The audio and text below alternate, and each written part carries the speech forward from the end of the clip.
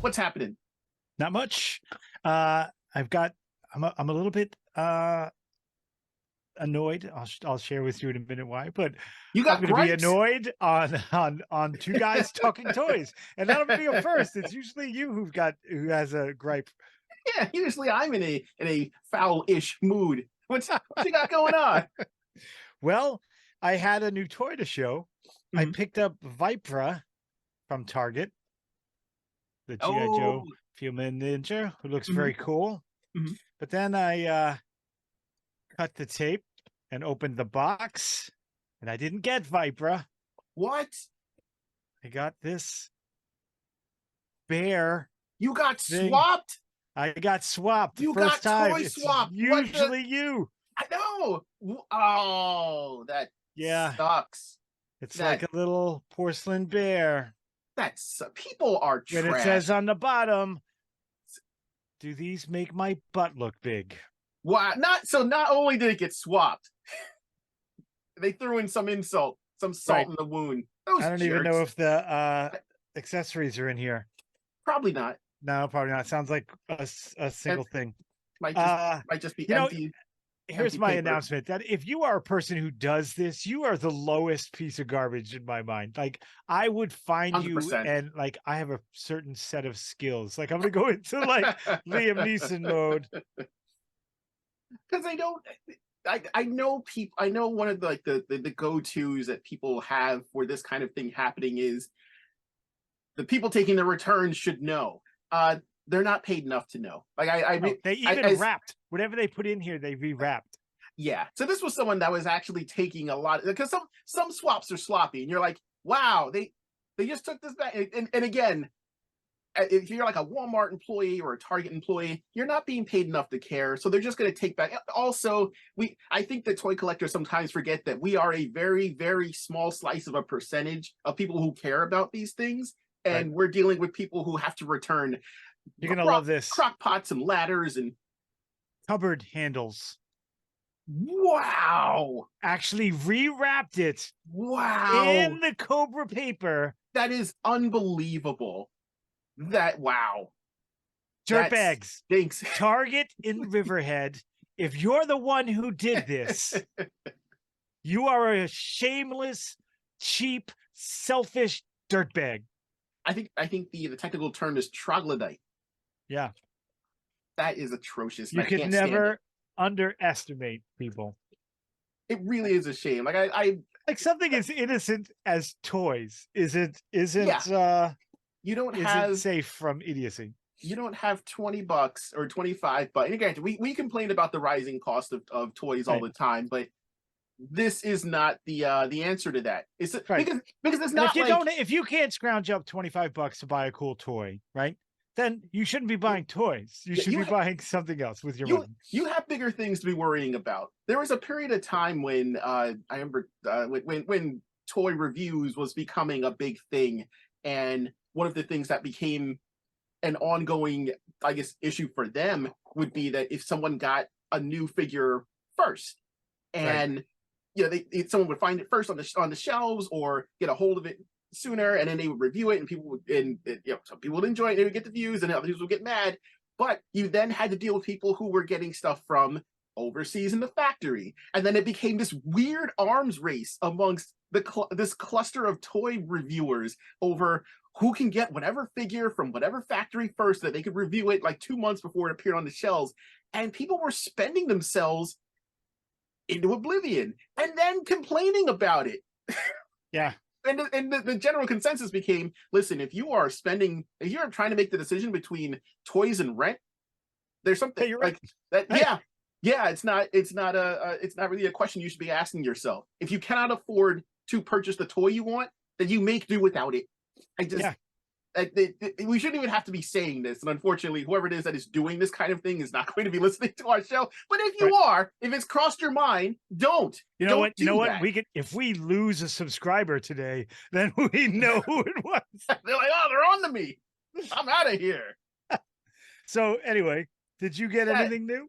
That is unfortunate. I am sorry to hear that. But we are back to what did I get?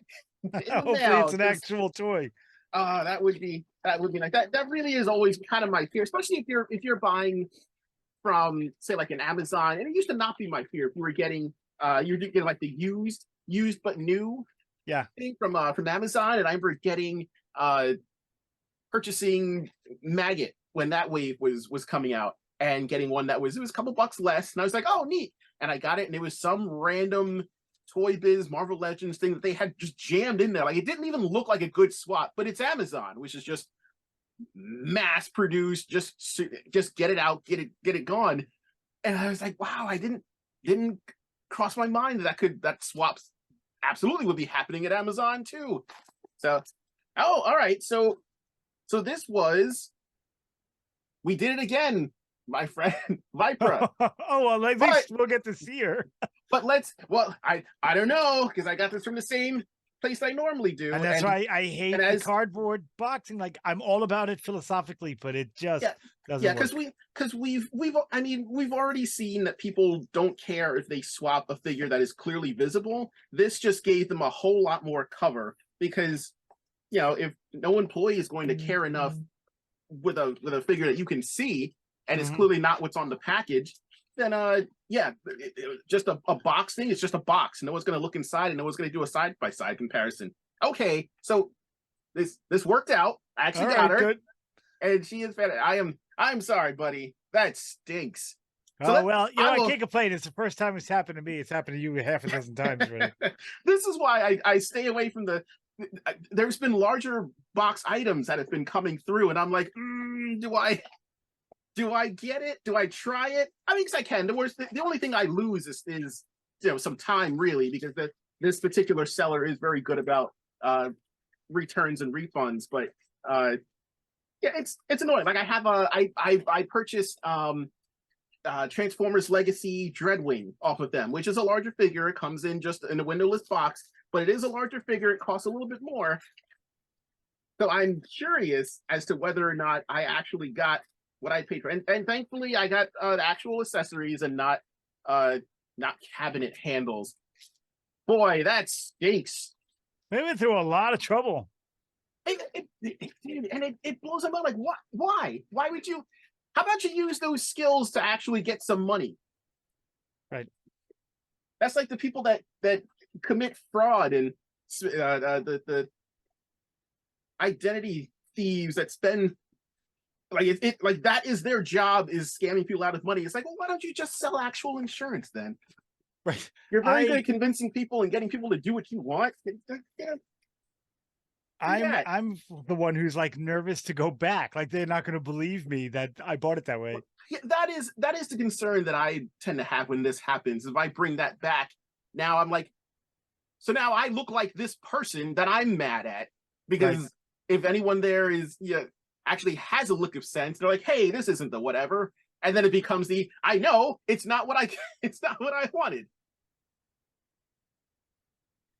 See, at least when Asylum does this kind of thing, and they're like, oh, you want to see Reptilicus, and old grandparents think that it's Godzilla, you're getting a crappy movie, but you're still getting a movie, as opposed to someone selling you the box for it. Now, granted, the 98 Godzilla is trash and terrible, and I'll fight anyone that thinks otherwise. But if you purchased a box that said that, you were getting that, and you asked for it. Right. What if you were getting the Asylum one, I think because, Tom, because I got ripped off today, and I feel like I've been robbed. Got robbed, my friend. I did get robbed. We need to talk about toys based on law enforcement. How's that? The situation is kind of tragic to bring this about, but very appropriate. Toys based on law enforcement. Oh, this is a good one. Oh, I got some. So you want to jump right in? Yeah. So what was your first law enforcement toy that you ever got? As soon as you said someone had swapped that out, my immediate thought was the person returning this to the counter, and the person sitting behind customer support is RoboCop. Yes. With like the target red, because he's you have to wear something red, so he's got like the little throw over red thing on him, and the rest of him is just RoboCop, and him saying, "Wrong toy, creep." Yeah. RoboCop. Let's see, Kenner, right? The original Kenner line came out in 89-ish, right? That sounds about right. When during that wonderful period when they're like, let's take all the R-rated movies and give them kid toys, Aliens, Predator, RoboCop, and I'm so glad they did, because RoboCop was great. It's an amazing movie. I love it. I love it to death. RoboCop 2, just as fun in a different way. This in the same way that like you can enjoy Gremlins and Gremlins 2, and they're two wildly different movies, but still so much fun. And there was the cartoon, the RoboCop and the Ultra Police, right? They did do a cartoon. That was when they were kind of testing out. It wasn't full computer yet, but they were trying to inch in some computer graphics into it. Because I remember the ending was like all the green grid lines, right? But that toy line was one of the first things that really piqued my interest with the full glow in the dark RoboCop, even though at no point in time did he ever glow no point did he ever glow in the dark. And I love it, and I love him for it. It was a fun toy line. Did they use the cap blast? Yeah, feature? I was just ready to say they had the gimmick with the cap, like a cap gun. You'd put the caps, feed them from underneath, at the back, and you'd flip the little thing and pop, pop, pop, pop. Real shoot 'em up action. Did they make the I don't remember offhand. Did they make the creepy guy that turned into the toxic mutant at the end? The one who just becomes a splash against the car. They did have some cool bad guys in that. They had the guy with the white, he was the bigger guy. His name was Headhunter, and they were punks. Like, what? They had a name for the bad guys. They were like the Nitro Vandals or something. That sounds very late 80s. Yep. Yeah. And they made Dr. McNamara. He had the metal arms, and the cool when I got the figure, I thought it cool that his gun attached to his thigh, like it went in like you had the little opening compartment. Did they give him that key spike that he had in his fists? No. He didn't have that. That didn't come about till later. Till like NECA got the bit. But the Kenner ones were awesome because they had the car and the motorcycle, and then all they had the rest of the Ultra Police as well. It always made me a little sad that I remember they made Ed 209, which was cool, but they didn't do Kane, and I wanted a Kane toy forever, and it wasn't until recently, a couple years ago. Yeah, it was a 3 3/4.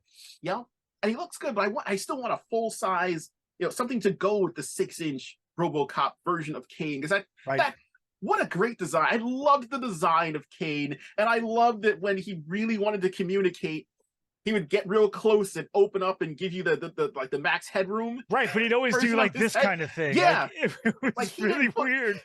You know what? That was the earliest version of older people not knowing how video chat works. When they get and they're like, hey, guys, how are the kids doing? You're like, move the phone away from your face. Yeah.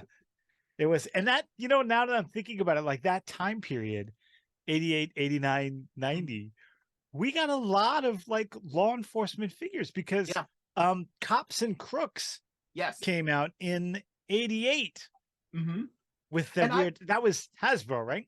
I believe so. And they had that weird, like at the time was weird because they were 6 inches. Yeah. Wait, were they 6-inch figures or were they more were they almost like 5? I think they were like 5. They were somewhere close in there. Yeah, they were close in there. And they had some cool gimmicks too. I always loved for me, Cops was interesting because I didn't watch it as much as I wanted to. I remember it being on and then not really being able to catch it. It may have come on at the same time as something else that I was watching, so I'd catch like the beginning, remember whatever else was on, and then I would switch to it. But it fascinated me that Bulletproof was the guy in charge, and he looked like Luke Cage. Yeah, he had the yellow shirt. Yeah, and you know what? He was essentially Luke Cage because he was bulletproof. And if I remember right, his backstory is kind of messed up, almost RoboCop-ish. Wasn't he? Yeah.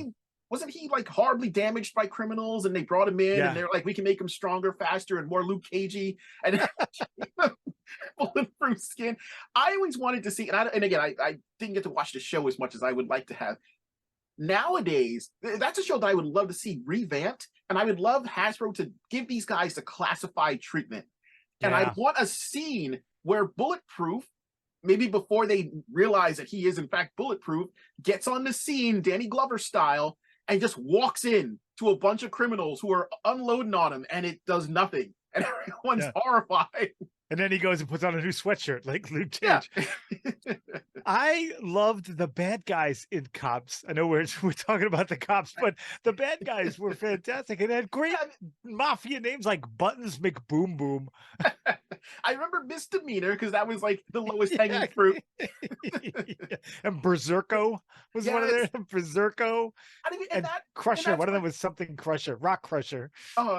And that's what gives you such like you can't have, and that's why like I can't stand toy lines or comics where the villains are kind of lame, or if all the attention is spent on the villains, because the cops or your good guys are only as good as your bad guys. So if you have some awesome bad guys, your good guys should be just as awesome to take them out, or to believably handle them. You know what was cool about the Cops and Crooks toys? One, like the Cops looked like ultra high tech, right? Most of them, because they had the robot dog.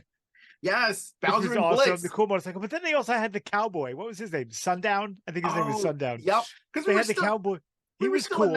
We were still in that changeover from, do we still want to have kind of like the like the Cops and Crooks, the like old school cowboy, lasso him up, but also I'm a sheriff with a badge. Right. But in the case of say like Silverhawks, I'm a cop, but I also like to play the guitar. Right. Bluegrass.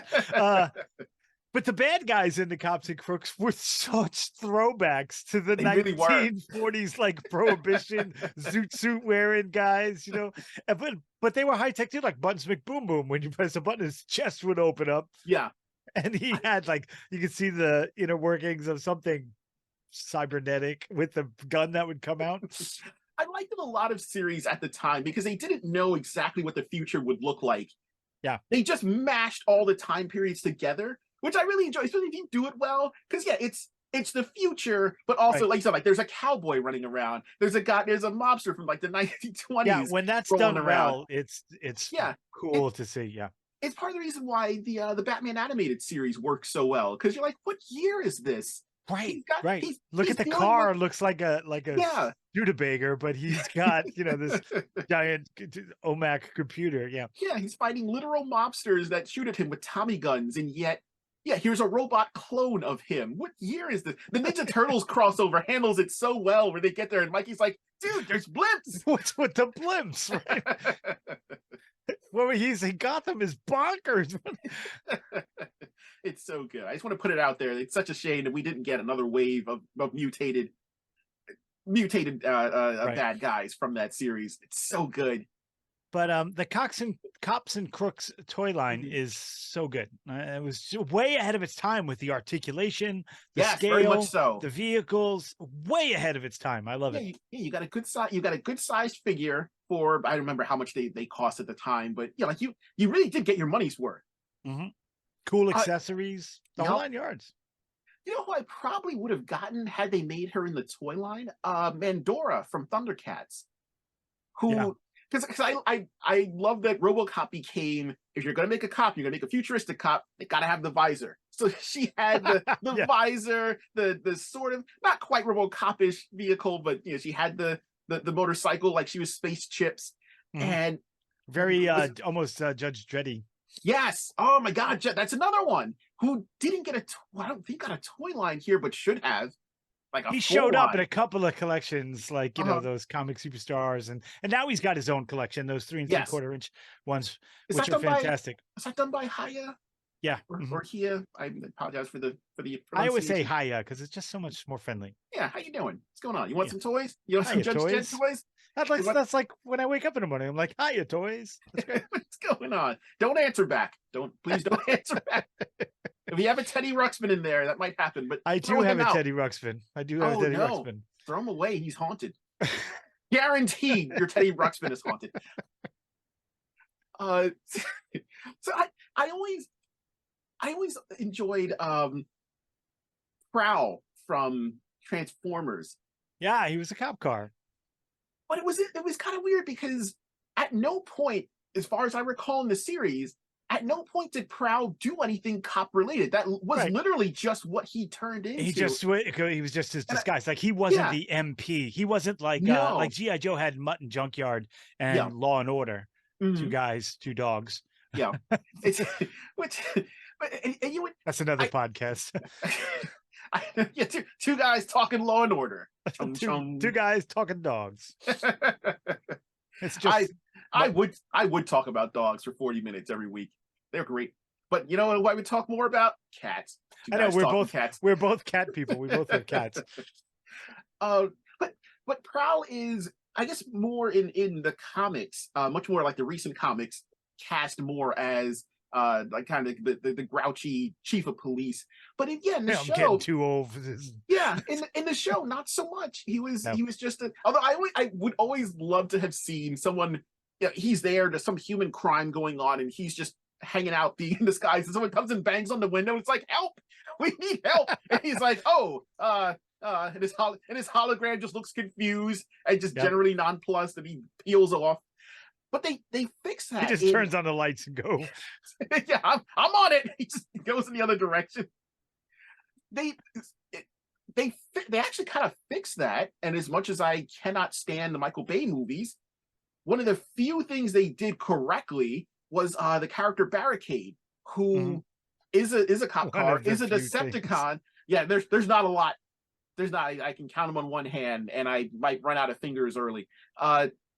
They had Barricade, who was a cop, and used the fact that he's a Decepticon, use that to gain access to areas that he wouldn't normally be able to just drive into because he was a cop. So when he finds what's his face, Booth, it's a little bit more terrifying because that's the symbol of trust. And within this universe, you go into him for help, and it's a giant mechanical monster that wants to eat your face. So they actually did handle that correctly. There's been a couple of cop characters in Transformers a little bit later down the line, like the Robots in Disguise series with Bumblebee cast him more as law enforcement with like a rookie named Strong Arm, and they go in that direction. But Prowl himself, the one that turns into a cop car, not so much. Not so much. I'm thinking back to that time period, 80, 90, and then in 90, we got Dick Tracy. Yes. From Playmates. Consummate law enforcement, right out of the funny pages. Yeah. And they were great. That's one of my favorite Playmates lines. They had the cool accessories. I mean, they got a little repetitive with them, each character, but they were done well. And again, back harkening, obviously we all know Dick Tracy, back to the old mobster days with the Tommy guns, but they had the car, and the police car, and it was a lot of bad guys, and Dick and Sam Catchum, and that's all you had. I'm surprised that I know that we never got the blank, who was funny enough. We did get her. Was she actually made? Yeah. Oh, I didn't know that. Like maybe 5 of them. Like you could, they're like $3,000 to pick one up now. Yeah. I mean, as a mass-produced product, we did not get the blank. Well, no, it was offered, but everybody who knew anything about toys at the time picked them up. I'm surprised that has not been replicated, because there's a lot of people making it. Like they made Paluto, or someone remade Paluto from Toxic Crusaders. Yeah, I'm a little surprised at that. And that's a small figure that doesn't have to do a whole lot. Right, and they never made a Breathless Mahoney. No, they made the blank, but they didn't make Breathless Mahoney. Huh? Which is fine by me. I don't know what that would have looked like. You know what I mean? Yeah, it may not have turned out so well. If we're going by like 1989 kind of engineering chops, there was only so much that they could have done with that. But Playmates had already done April O'Neil, and they could have gone. That's true. Oh, so speaking of Ninja Turtles, do you remember the episode where they had their like kind of RoboCop adjacent character? It was Rex. He was a robot, but he wore the blue like Yeah, like full on cop uniform. Yeah, they made a great figure of that. The figure was fantastic. Oh yeah, I didn't pick up the figure for that. I am gonna pick up the dark version of it because black repaints. I gotta do it. Speaking of it, I had the same thought about Mandora from Thundercats. Because Super 7 has been doing a lot of clear figures. Like there's the Ghost Jaga is hitting soon. Clear Chitara is on the way. I have clear Tigra. I hope they do as a standalone the clear Lino that was an unlockable tier from Cat's Lair. Right. But if they ever did Mandara in like a stealth unlockable tier. Yeah. But if they ever did Mandara as like stealth mode or like stealth knight, I don't care what you call it. If you make her clear, I'm gonna buy her. Right. Just call her see-through for Tom. Yeah, that'd be perfect. See-through for Tom. They're like, who is Tom? And all the Toms need to order her. Yeah. You know, I just thought of another police line that came out that same time. I want to say it was like 89. We got Police Academy toys. That's true. Another inappropriate movie for kids. Yeah, really not fully for. Well, no, I take it back. I mean, I went and saw it when I was younger. Yeah. And we got all the characters. You got Eugene Tackleberry. You got Moses Hightower. What was his name? Lavelle Jones, something like that. Oh, I think so. And you got all of those guys. And then you had to wait a minute. I've got one here because Dale had them, and I picked up. This guy was from the Police Academy line. Was he? Yeah. Wow. Such a product of his time. Yeah. Flung High, I think is his name. Of course it was. He had nunchucks. He had a yellow and handles, and they had just a string in between, so he would fling them around with his. Yeah. Did any of those come with like a sound effect feature? No, you think Jones would have? Yeah, with all he came with a megaphone. You think he would? You had to provide the sound effects yourself. But they did have some pretty cool gimmicks aside from this nunchuck action, like Sweet Chuck. I love that name, Sweet Chuck. But Sweet Chuck came with a little fire hydrant that you could put him in. It had armholes and eye holes, so if he was like undercover on the street, he would hide his little fire hydrant. Awesome. It reminds me of the some of the Ghostbuster gimmicks. Yeah. And it was the same company. Oh, yeah, that makes sense. Then. They were Kenner, right? This is Kenner. Yeah, right. It was Kenner. Yeah, you squeeze the legs and something would happen. Well, that was Kenner's. Like Kenner's been doing that since the Superpowers in '84. Like that's like a Kenner thing. You know, it kind of amazes me with all the movies that were turned into toy lines and all of like the pseudo sort of comedy things that got turned into toy lines. How did we not have a Beverly Hills Cop line? Maybe there wasn't a large enough cluster of characters, but RoboCop didn't have. That would have been our only opportunity to get a Judge Reinhold action figure. Yeah, like I think there's probably, I'm sure there's like a 1/6 scale Axel floating around somewhere, but yeah, like where's that would make sense. Where's my another figure with and Serge? Oh, absolutely. Because we're never going to get a Balky figure. I feel like we have a better chance of getting a Serge than we do of getting Balky and Larry. You know, I thought we might get a Balky and Larry. Once the Golden Girls, NECA put out the Golden Girls figures, which I want, by the way. They're fantastic. You know, if they would have gone along that line and did Perfect Strangers and maybe like Blossom or, you know, some of those shows, some of those shows that aren't going to get, you know. Yeah. I would rather McFarlane or NECA tackle those lines instead of giving us a weird homage to Big Bang. Yeah, that Sheldon in the Flash costume. It's a little weird. I mean, yeah. I get it. I get why he's making it. But were you to offer a Blossom figure, I think that people would be more into that. Right. Yeah. So get on it, McFarlane. Well, he doesn't like making girl figures, so you know. There is that. It just slipped my mind. Rated R movies turned into toys. Lethal Weapon. I don't think ever got a toy line. No, especially that first movie would have been cool because you had I forget the character's name. Briggs, maybe? I don't know. The Mel Gibson's other special forces bad guy. You you know. And once you have a Danny Glover figure, you immediately put him in the Predator display because he's not really dressed any differently between those two movies. He retires and he goes to this other job. He's like, I thought I got away from all of this. Now I got to deal with aliens. Yeah. Give me my Danny Glover figure, please. Need him for the Predators display. Specifically for the breakdancing scene. If listeners and viewers, if you are unfamiliar, go to YouTube and search for Danny Glover Predator breakdance. And it is a wonderful scene. It's not in the movie. It was an extra thing. It's very fun to watch. I guess they were testing out the suits to make sure that the actors had a wide range of movement. And it's in like the Predator ships, and there's all the smoke and whatnot. And he walks out, and Predators walk out, and they do a full-on dance routine. They break dance. It's phenomenal. It's like something out of a fever dream. It's really weird to see, but it's fun. Figures I kind of don't need. Rush Hour. No. I love Jackie Chan. I don't need Rush Hour figures, please. Let's leave that in the bottle. Yeah, you mentioned Silverhawks earlier, and they kind of had that, almost Green Lantern Corps, Galactic Police thing going. Yeah. What were Silverhawks? Not what is it, but that's another show that I didn't really watch. Like I would watch Monstar transform and be like, oh, cool. And then he wouldn't really do anything.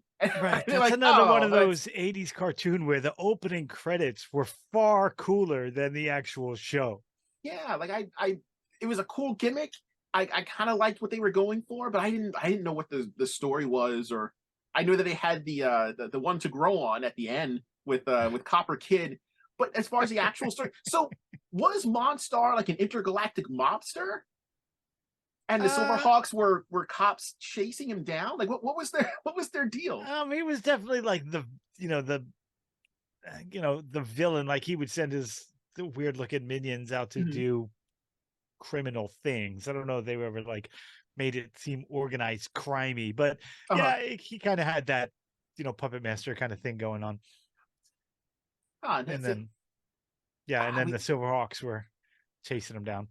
It's the crossover that we deserved with Thundercats that we never got. Yeah, that's absolutely true. Because if Lionel had to prove himself, and he was willing to toss Mumra's sarcophagus into the pool, can you imagine what he would have done to Monstar? Yeah, would have been rough times. We never really got a proper like Agents of S.H.I.E.L.D. toy line, because all the guys we saw were like the suit guys, like the investigator guys, and we had Marvel Legends, we got some of those guys, but we never really got to see, even in the movies, like Samuel L. Jackson's Nick Fury was very cool. Yeah, but he's got nothing on David Hasselhoff's Nick Fury. It's just a hairdo, and Samuel Jackson has pulled off that hairdo. Right, but those international police guys, who aren't government, but they're not government, peacekeeping. We had a lot of those in movie history, and we never really got Nick Fury. Like we got a couple of figures from Marvel Legend with Nick Fury comic version, but we never got that Nick Fury, man of mystery, intrigue kind of James Bond feel for any even in the MCU. Now, was he ever like that in the comics, or is that more we need a way to like make this movie-ish? Because I know they wanted to do that with Wonder Woman, some of the early iterations of it, but they wound up falling through and not being made. Well, the Wonder Woman TV show was kind of like that. She was working with the government and was sort of but in the comic books, Nick Fury was the man of mystery. He was essentially James Bond. Okay. Yeah, we have no figure, which is kind of interesting with the MCU being what it is, and them and Hasbro being big to kind of crank out MCU style figures. I'm a little surprised they haven't reached back. And again, this might all just be legal red tape keeping them from doing it, but it'd be kind of cool to have a line. I say it would be kind of cool for people that would be into that, because it's not a line that I think I would buy myself. But can you imagine a line where it's Dolph Lundgren Punisher, David Hasselhoff, Nick Fury, Right. Like those kind of like older actors that played these characters in the past, but now getting like a full-on action figure release, because it didn't happen when they Well, I mean, they did the Dolph Lundgren He-Man. Sort of. Sort of. They sort of did. And that's one of the things I kind of wonder about too. It's not that sculpt is bad. It's that they purposely did not make his face look like Dolph Lundgren. Yeah. Ramen Toys came along and fixed that, but I wonder what was the deal with that, because his face has been used on other figures. So right. I don't know, like the NECA Rocky, the Rocky figures, of the Russian, that's clearly him. So I don't even think it's a case of like bad sculpting on Mattel's part. It's a little weird that it might have been that they didn't actually have his permission to use his likeness. Yeah, it's kind of an odd thing. But I feel like that would be a cool like series to have. Like these are people who played these Marvel characters that you now know and love as, maybe different actors, whatever. Right. Some people might be into it. I personally would not be into it. Not my thing. I'm trying to think back to more police lines, and they did a lot for they do a lot for kids, like Imaginext, we mentioned, did a City Rescuers, and then Playmobil did a lot of cop stuff, and then they had those like what were they called, rescue something, those big like they were kind of bulky, very almost looked like the Superhero Squad, but they were bigger. They were a good 5 inches, and they had the big feet. Oh yeah. What were they called? Rescue Squad, Rescue something? I forgot their name. They're almost kind of in line with cops, where they had little gadgets or different parts of their outfit would turn into. Right, and they were pretty neat. They were well made. It felt like I don't know if they were Playmobil, but they were well made. Yeah, they felt like a Tonka toy, Yeah, it's a pretty good go-to if you're starting out a line that just has kind of generic figures in it. You can't go wrong with doing some law enforcement toys as well. Lenard tends to do that. They had a lot of, in addition to core, there was also like their kind of cop theme toy line that they put out. Yeah, they did the SWAT guys, and then they did the cool criminals. They had the guy with the ski mask and the big black trench coat, was awesome. And then they had the guy who looked like he was bald, and he had the white and black stripes, like old school Prison Break, like he had just gotten out. Some of the bad guys, they did a really good job with that SWAT line. Lenard did. Yeah, they are another company that it's very impressive to see what they can do with limited resources. Just like the line that's popping up in a Dollar Tree. Oh, Final Faction. Faction. Really, really cool line. Really interesting take on limited resources. So we have run out of time resources. So we're gonna have to bring this to a close. Listeners, watchers, thank you for listening to another episode of Two Guys Talking Toys. If you've been a victim of a swap or some kind of Target now, crime, you know what I should do? I should bring the live body cam and record it. Yeah, absolutely. See what they say. Let us know how it goes. You can put that up on the Twitter feed. Our Twitter is Two Guys Talking Toys, the number 2, no G after the talking. Same for Gmail. Two Guys Talking Toys, that's number 2, no G after the talking. Instagram, whenever. Take care, everybody.